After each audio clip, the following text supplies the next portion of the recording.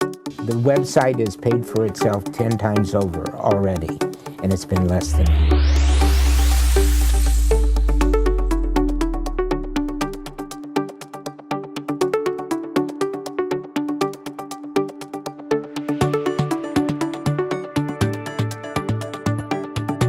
I want to tell you, before we get into the presentation, a little story that put the nugget into our brains to really do something around this. We are fortunate to be right on Castro Valley Boulevard. We have a number of places we can go to eat, shop, fill prescriptions, run and pick up things. A great commute for many of us, as well as good parking. One day, the team decided that they wanted to have Mexican food, and no kidding, just literally across the street and a few places away is a Mexican restaurant, and we wanted to take a look at the menu. Well, being a digital marketing agency, of course, we do most things online. So we decided to go and try to get the menu so we could place an order. So we started trying to Google it with Mexican restaurant Castro Valley, Mexican food Castro Valley, and a location, a storefront, a restaurant on the boulevard, not even 2 blocks away from us, did not come up in search results. We were unable to get directions if we needed it. We were unable to look at a menu. We were unable to look at reviews.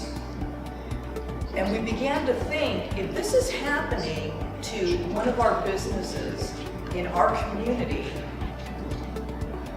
is it happening to more businesses in our community where they're unable to get found? That's what we are going to talk about today, is have you Googled yourself lately? So quick show of hands, did anybody Google themselves before they came today? Okay, 3 people listened to our message, great. So if you haven't Googled yourself yet, hold tight, because I'm going to show you how you can increase your chances on being found. Google looks at all of these search engines to see how you're listed for consistency. So Google does take this information and brings it about. It's part of their ranking. And what I mean by ranking is when you go and do a Google search and you get those 10 listings there, they're listed from 1 to 10. And how many of you would like to be on page 1 of Google? Nobody, everybody should be raising their hand and jumping up and down. You want to be on page 1. And it's tough to get there. That's why it's a continuous struggle to make sure that your information is correct and up to date, because that information would be constantly changing. Chances are you're not going to whitepages.com and saying, please change this from Castro Valley Chamber of Commerce to Castro Valley /Eaton Area Chamber of Commerce. You're probably not going to DuckDuckGo. You're probably not going to BarkMeALocation.com. I mean, I don't know about BarkMe, but the rest are real search engines that Google's pulling this information from.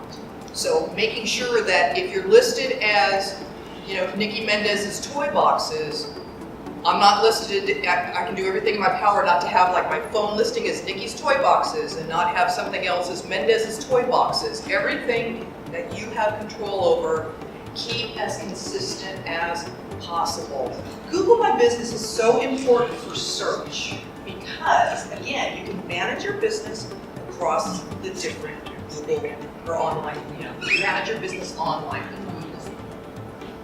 So, maps. Maps is important. Again, people are looking for you. If they're walking down the street searching, you want to be found. If they're coming from out of town and they want to know what's the best chocolate shop, or I heard Dandelion chocolate is excellent, I need to get a map for there. This is what Google Maps looks like from your desktop.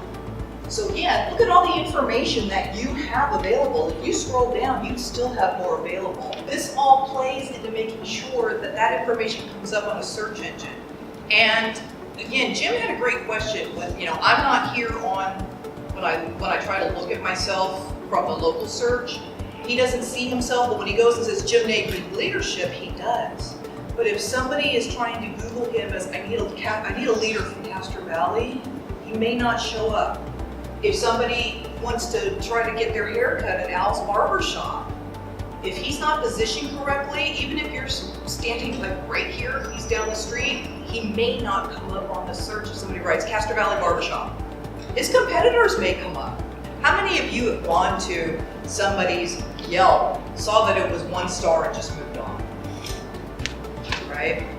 Because that's called trusted earned media. You know, people are gonna go on there and they like to write a review, especially bad ones. I'm sure you guys all know that. Bad news travels a lot faster than good news. But it is trusted earned media because it's unbiased, it's been tested, and it's not, you know, I can crow all I want about KO websites being great, but it makes a bigger difference if somebody that we service makes it. Because I'm biased, I work there. Of course I'm going to say it's great. It is great, but it doesn't mean too much if I work there. But it would mean a lot more if I'm a client and I'm getting great service. Get in communities, get in forums, like people, link it up. You know, like pages that aren't necessarily your competitors, but are complimentary services. You know, if I do photo, if I'm a photographer, I may want to really say, I like this frame shop because they take the time to help. And here's one of their blogs that I think is great. Set up days and times, even if it's once every 2 weeks, that you're gonna put up a new photo, that you're gonna send out a new post, that you're gonna update with, you know, if you run promotions, put them out there. Just make sure you're using that as your strategy. It doesn't have to be a grand strategy if you're a small business owner, but it has to be something.